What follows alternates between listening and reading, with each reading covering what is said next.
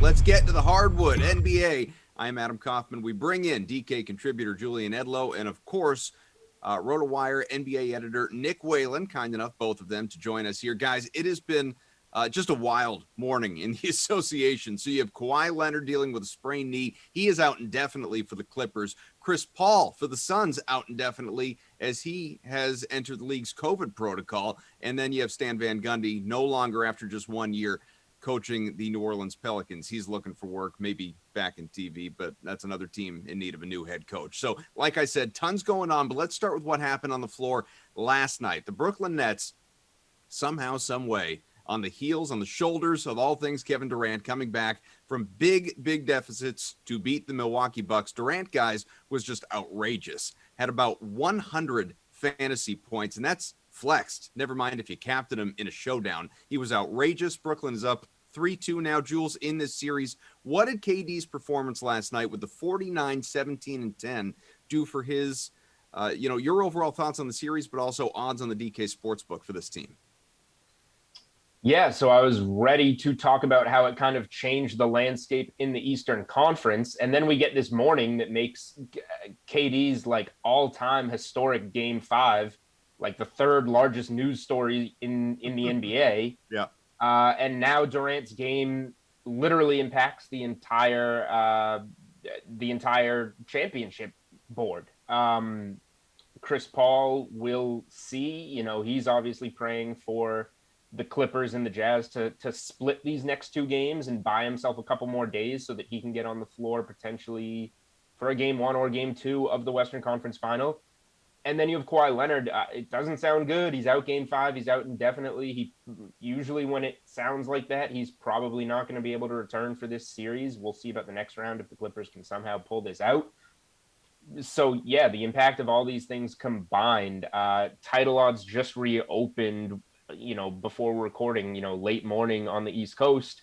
The Western Conference is still shut down, but the Nets are plus 200 favorites to win it all, followed by, if you've got a Utah Jazz in the West ticket, you just had a heck of a morning.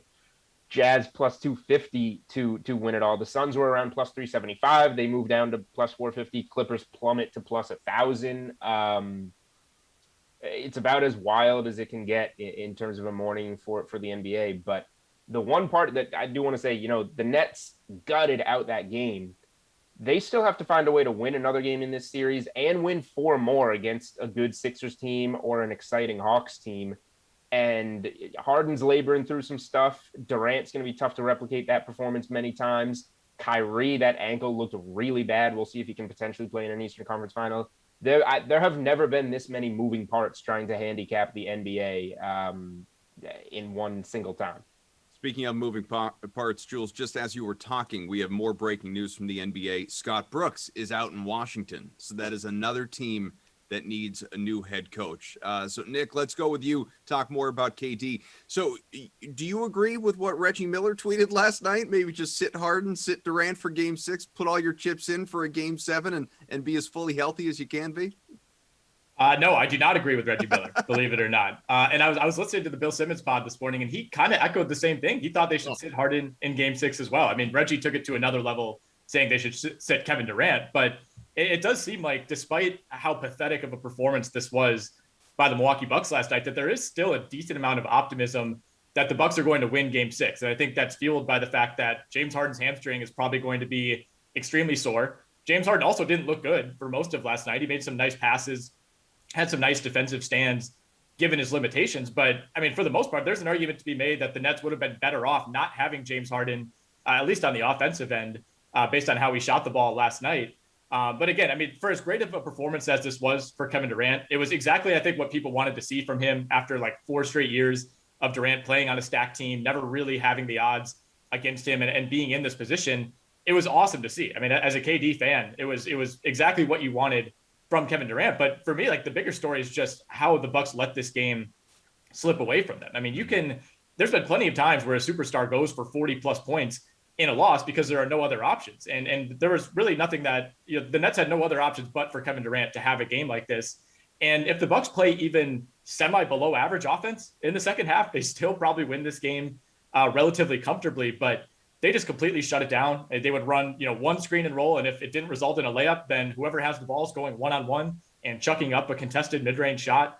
I was really disappointed, not only in Giannis and Middleton, who I think took the brunt of the criticism last night, but I thought Drew Holiday looked a lot like Eric Bledsoe. I mean, he's the guy that's supposed to calm everybody down, make sure they get good shots, back it out, if things are out of control. And I thought he was the worst defender of all with some of his decision-making down the stretch. So, the main storyline is KD's incredible. He's the best player in the league right now, but equally so, I think this was an extremely winnable game and an extremely winnable series that was served on a platter to the Milwaukee Bucks, and they just could not take advantage.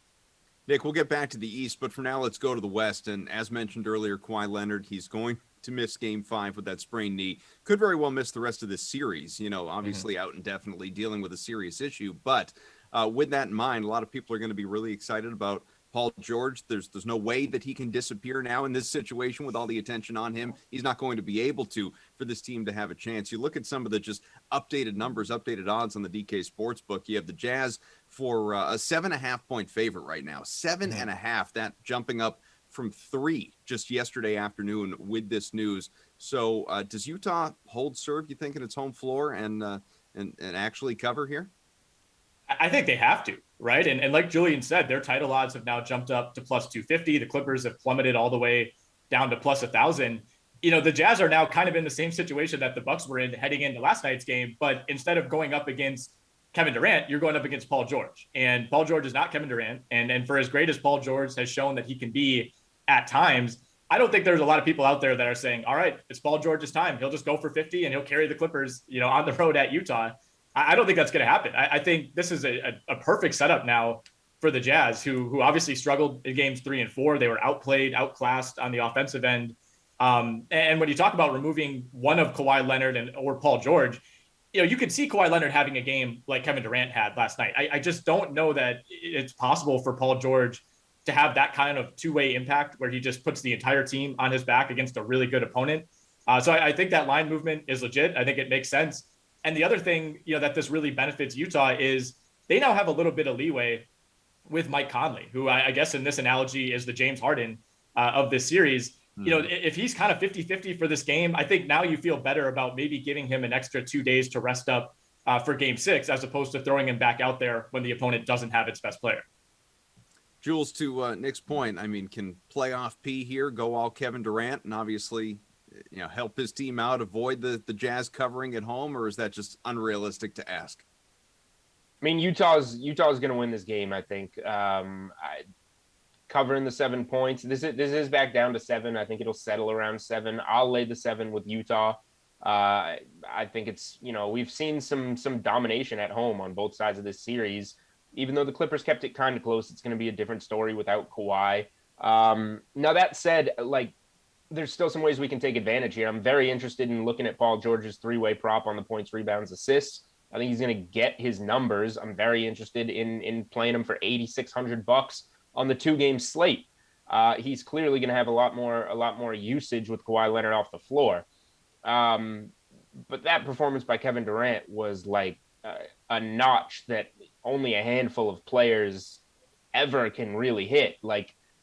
Guys can put up that stat line, but not really anybody can do it that efficiently with that type of, thumbprint on the game as their own. That's LeBron can do it. Anybody else, maybe not. Paul George can get, 40 points, 10 rebounds, and 5 assists tonight, and I can see the Jazz winning by 10 points. It's just Paul George doesn't have that type of impact that Kevin Durant does, and that's not even a knock on Paul George. It's just acknowledging how great Kevin Durant was in that game. Moving back to the East here, and you had Trae Young, who was just awesome in Game 4, a win for the Hawks to even up that series with the Sixers. That one stands 2-2 right now. Philadelphia at home, 6.5 point favorites. Felix, is it too high? Oh, man. This game, I don't want to cop out of giving an answer. The Sixers are going to win this game, so I guess I would like them to cover. I really think they're going to win this game at home, but this one to me screams just getting into the game live. I need to see what Joel Embiid looks like, because the last thing we saw, he started the game off great. They went up 17 or whatever it was. And, Embiid was fine. And then 0 of 12 in the second half. He hit the floor a lot of times. His body language is his body language. He's always kind of mopey when things aren't going his way. I think things should start to go his way at home in game 5. Let's remember Embiid scored 79 points in the first 2 games of this series, 44 in the 2 games in Atlanta. He should be a lot better at home. I just need to make sure that he's healthy. So if Embiid is engaged at the start of this game and sees some shots go in, you might even get a little worse of a number, but I'll be interested in Philly. This is also another one, the Sixers, remember that bounce back in game 2 at home, like a first quarter, first half play on Philly makes sense. They should come out with a lot of energy in this game. And Trae Young's probable with the shoulder injury. He's obviously going to play in this game and play 40 plus minutes, but he shot just over 30% last game. So it's not to say that the shoulder injury isn't going to affect him. Look how much the hamstring affected Harden last night. He couldn't buy a bucket. So Young's going to be impactful in this game, but his being dinged up and missing some shots might be a little bit more of a storyline than we're letting on here. Nick, how do you feel about the 6.5 for Philly?